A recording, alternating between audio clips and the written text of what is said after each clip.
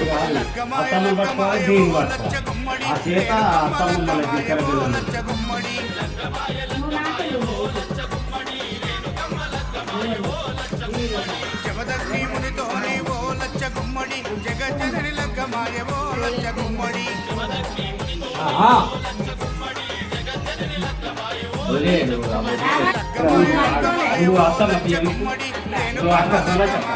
అర్థం పెట్టాలా నిజంగా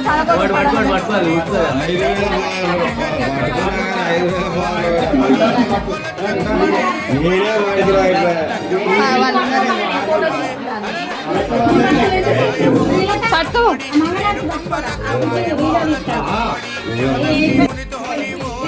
నువ్వు ఉండు పక్కన ఉండు దూకి చేతులు